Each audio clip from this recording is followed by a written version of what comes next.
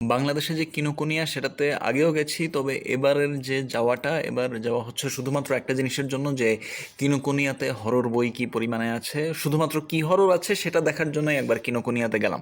তো কি কি পাইলাম? পাইলাম হচ্ছে মাঙ্গা সেকশন। শুরুতেই ঢুকলাম মাঙ্গা সেকশনে, তো সেখানে পাইলাম হচ্ছে জুনজি ইতোর অরিজিনস অফ ফিয়ার। জুনজি ইতো এক গাদা জুনজি ইতো, অনেকগুলো জুনজি ইতো। প্রত্যেকটার দাম কম বেশি এরকম মোটামুটি সাইজের বই। প্রত্যেকটার দামই বোধ হয় 4,000 টাকারও বেশি। এখানে জুনজি তোর অনেকগুলা স্ট্যান্ড অ্যালোন আছে, কিছু সিরিজ আছে, এই ধরনের বহুত কিছু। মানে মোট কথা হচ্ছে কিনোকুনিয়া তো জুনজি তো সবই পাওয়া যাবে। এরপর হচ্ছে লোকাল বুকস সবই হচ্ছে পশ্চিমবঙ্গের বই। তো লোকাল বুকস পশ্চিমবঙ্গ কিভাবে লোকাল বুকস হলে আমি বুঝলাম না। মানে বাংলাদেশি প্রকাশনীর কোনো বই নেই। মানে বলতেছি না যে নবগঠন প্রকাশনীর বই থাকতে হবে, পদ্মজা থাকতে হবে, এই টাইপের বই থাকতে হবে। মানে লোকাল বুকস বা পশ্চিমবঙ্গের বইগুলা না থাকলে ভালোই হতো। জাস্ট ও ইংরেজি বই থাকলো তাইলে মন্দ হতো না। লোকাল বুকসে আসলে পশ্চিমবঙ্গের কিছু গুটি কতক বই এখানে রেখে কিনোকুনিয়াতে আসলে কি কে জন্য রাখছে আই ডোন্ট নো। তো এরপরে manga manga manga manga manga দুনিয়ার মাঙ্গা, এই এটা তো থাকবেই। সে যেহেতু জাপানিজ চেইন বুক শপ, অন্যান্য কমিক সেকশনে গিয়ে প্রথমেই চোখে পড়লো ড্রাকুলা আর হেল ব্লেজারের যে মেইন সিরিজ, সেটার যে 300 ইস্যু, 300টা সংখ্যা সবগুলাই আমার পড়া আছে। এরপরে বাদ বাকি জন কনস্টেন্টিনের বাদ বাকি আর কিছু পড়া হয় নাই। হেল ব্লেজারের এটা হচ্ছে হেল ব্লেজার রাইস প্লাস ফল, খুবই চকচকে কভার, গ্লসি, আর্টওয়ার্কও দুর্দান্ত। আর ড্রাকুলার আর্টওয়ার্কও আছে এখানে, কিছু হালকা পাতলা নুডিটি আছে, আর্টওয়ার্ক দুর্দান্ত। সো ড্রাকুলা আসলে সবাই পড়তে পারবেন, একটু অ্যাডাল্ট রিডারদের জন্য। এরপর একটা বই দেখলাম, ওই বইটা হচ্ছে বিউটিফুল ডার্কনেস। তো নামে ডার্কনেস আছে তো ধরে নিলাম হরর, কিন্তু বইটা উল্টা পাল্টায় আসলে মনে হয়েছে যে না, হরর না। আরেকটা এরপরে দেখলাম ট্রাইলাইটস লাস্ট গ্লিমিং, এটার সিরিজটা মনে হয় দ্য ডিপার্টমেন্ট অফ ট্রুথ। এটা আমি যেটা পাইলাম কিনুকুনিয়াতে সেটা হচ্ছে ভলিউম 6। এরপরে দ্য নাইস এরপর হচ্ছে the nice house by the sea, এটাও হররই হবে। এরপরে হচ্ছে sweet tooth the return, DC black লেভেলের। এভাবেই চলছে। ফ্লাইং ইজ ইজি, এটা হচ্ছে জো হিল আর মার্টিন সিমন্সের কোল্যাব। সিরিজটা হচ্ছে Sherlock Holmes mystery series, but যেহেতু জো হিল আছে স্টিফেন কিং এর পোলা, সেহেতু ধরেই নিচ্ছি যে এটা হরর। এরপরে হচ্ছে ব্রিনমোর, এটাও হরর।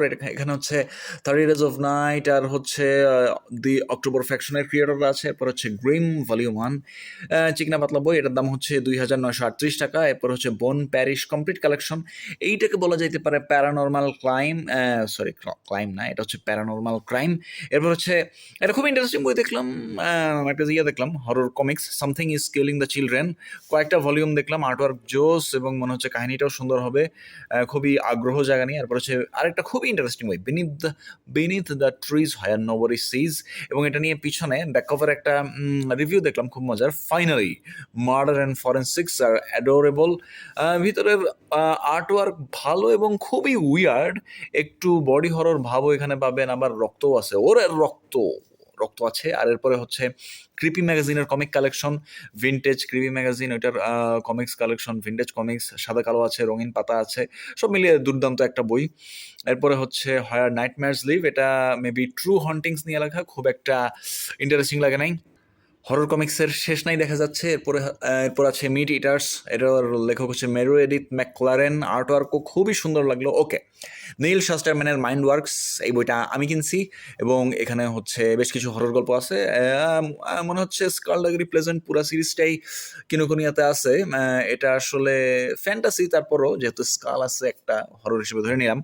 এরপরে হচ্ছে ফাইভ নাইটস অ্যাট ফ্রেডিস, এটা তো এখন পপ কালচারই হয়ে গেছে, ভিডিও গেম থেকে আসতো হরর ফ্র্যাঞ্চাইজ। আর অনেকগুলো ফিগার তো পরিচিত, এই গেম দেখেছিলাম, গেম প্লে দেখেছিলাম, মুভিও খাবলা খাবলা দেখছিলাম।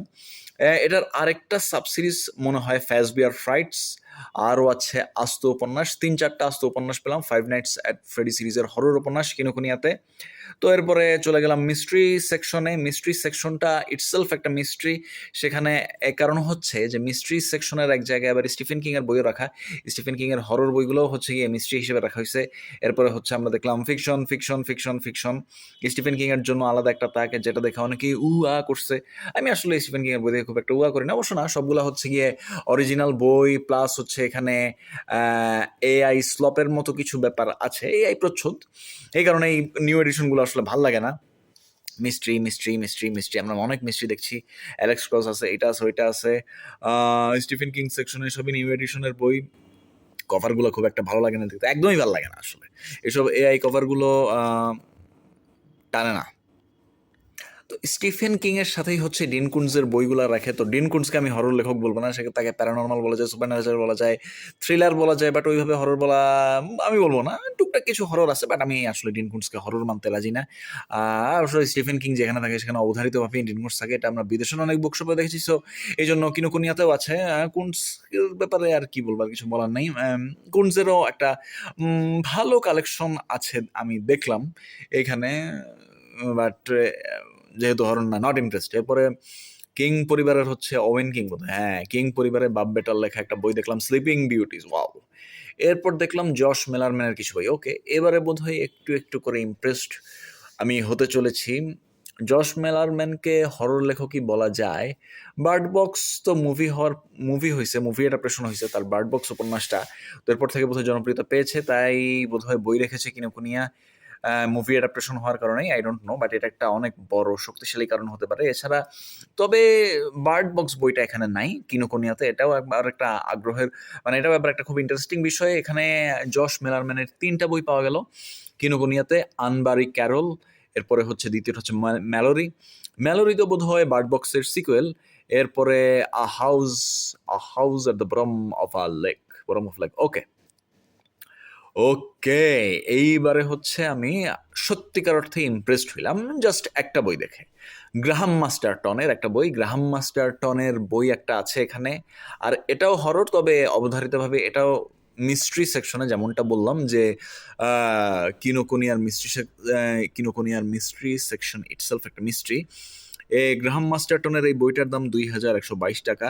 হরর ফ্যানদের কাছে সে পরিচিত নাম, সেবা পাঠকরাও তাকে চিনে থাকবেন। অনিশ দাস অপুর কিংবদন্তির প্রেত যারা পড়েছেন, এই বইটা হচ্ছে গিয়ে সেই কিংবদন্তির প্রেত বইটা গ্রাহাম মাস্টারটনের দ্য ম্যানিটো থেকে করা, ওইটার অনুবাদ বলতে পারেন। এছাড়া গ্রাহাম মাস্টারটন আসলেই দুর্দান্ত লেখে এবং সে নির্ভেজাল হরর লেখক, এবং তার বই যে কিনোকুনিয়াতে পাবো এক্সপেক্ট করি নাই, পেয়ে গেলাম, ভালোই লাগলো দেখে, ইমপ্রেস হইলাম।